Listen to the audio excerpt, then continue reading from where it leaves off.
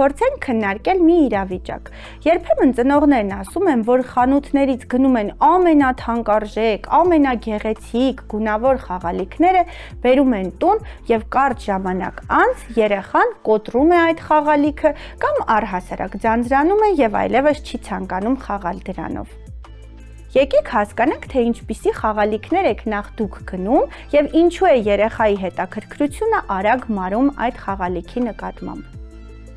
Պարտադիր չէ, որ խաղալիքը լինի շատ թանկարժեք, շատ գունավոր, շատ մեծ եւ այլն, որպեսզի երեխան ցանկություն ունենա խաղալ դրանով։ Շատ կարեւոր է, որպեսզի ձեր գնած խաղալիքը լինի երեխայի տարիքին եւ անձնային առանձնահատկություններին համապատասխան։ Եթե օրինակ դուք 3 տարեկան երեխայի համար գնեք ավելի մեծ տարիքի համար նախատեսված խաղեր, բնական է, որ երեխան սկզբում չի կարողանա հասկանալ, թե ինչպես պետք է խաղալ եւ հետո արդեն հետաքրքրությունը կկորցնի կամ առհասարակ կկոտրի այդ խաղալիքը։